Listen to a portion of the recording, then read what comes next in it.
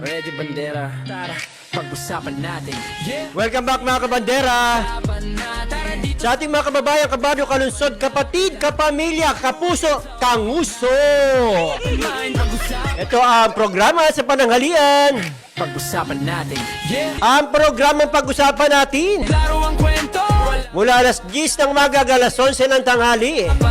Tara dito sa Dito lang yan sa Radyo Bandera 107.1 Olongapo. Tara dito sa pag-usapan natin. Lahat ng issue, real talk. Ito po yung kabenderang Israel.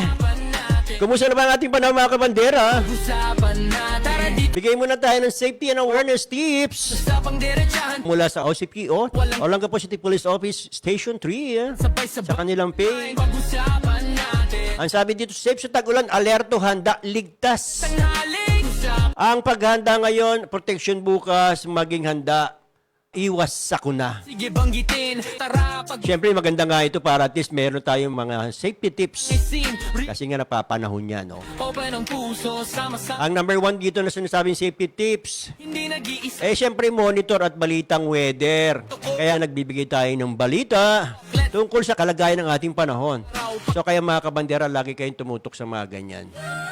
Kung di ba kayo makapunta ron sa website ng Pag-asa, Usap, sa local na pamahalaan naman nagbibigay sila ng mga tips dyan, ng information. na, Ano pa ang mga pwede natin gawin, safety tips?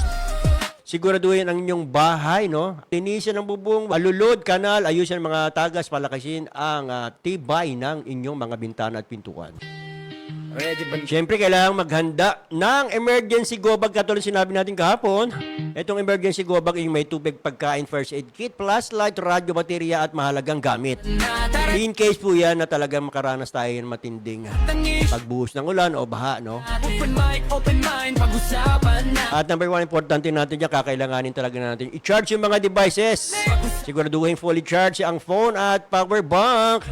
Kasi hindi natin maiwasan, baka biglang magkaroon ng power interruption o biglang pagputol na o pag wala ng ating Pag-usapan natin. kuryente. Lahat malinaw, usapang bayan, sabay-sabay. At number 1, pag-iingat pa rin to sa ating mga kababayan dyan pag mag-uulan at baka tumataas ang tubig.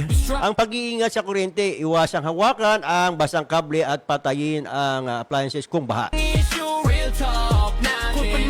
Ano pa, number 6, huwag magtapon ng basura, panatiling malinis ang paligid upang maiwasan ang pagbaha. Ayan po minsan ang nagiging problema natin, ano? Yung walang disiplina, yung walang patumangga, yung walang haba sa pagtatapon ng mga basura kung saan-saan. Kung may Masakit man pakinggan, pero talaga nakikita natin yung mga kabandera. Meron pa rin tayong mga kabambayan at mga kalunsod na matitigas ang ulo. Ayaw magsisunod, Diyos ko po, Rode. Ano ba yan?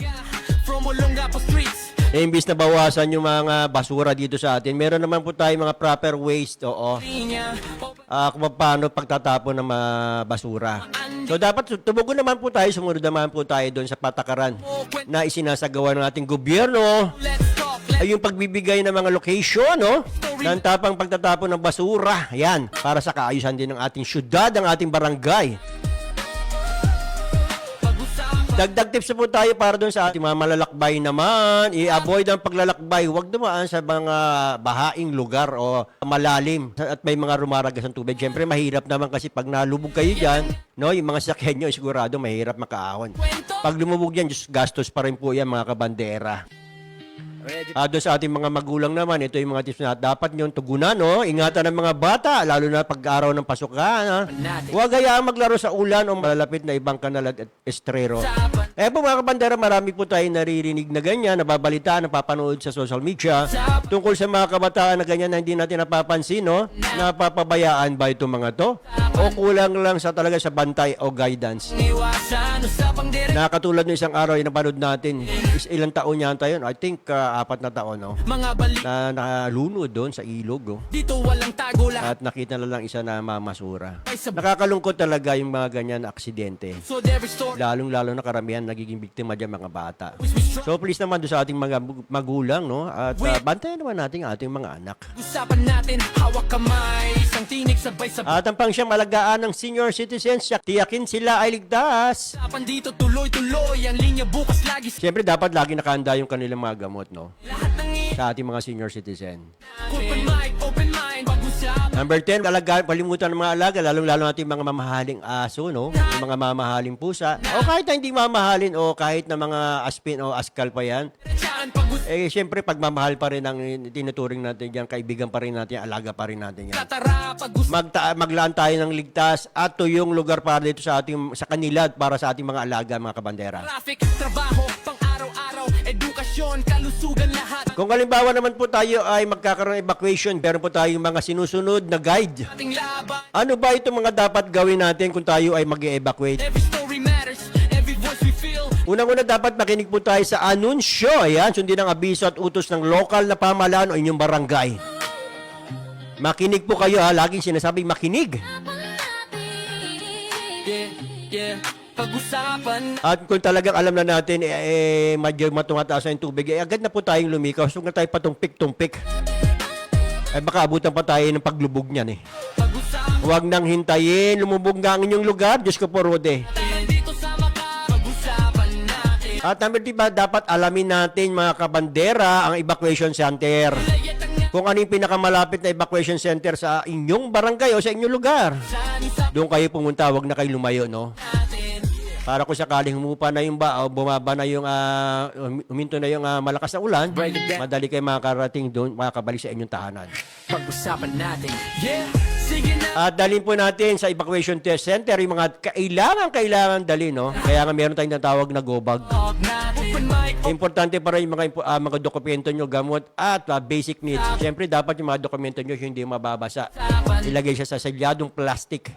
walang iwas. At number 5, manatili sa ligtas na lugar o maging sa mga tagubilin at huwag nang bumalik agad. Usapang bayan, sabay-sabay. Maging handa, maging ligtas, maging bayani sa komunidad. Ayan, mga kabandera. 107.1 News FM Olongapo.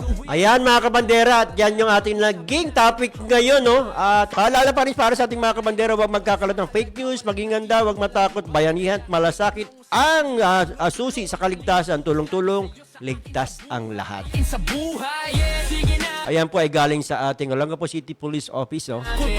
Open mind. Pulis ka po, disiplinado. Oh, yeah!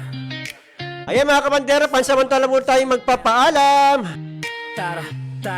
Abangan nyo ulit kami sa mga susunod na araw, alas 10 ng umaga, alas 11 ng tanghali, dito sa programang Pag-usapan Natin. Real talk na. Dito lang yan sa Radyo Bandera, basta radyo ibandera mo. 107.1 News FM Olongapo. Natin. Klaro ang kwento, walang iwasan. Sa pagdiritahan, pag-usapan natin. Ready, bandera.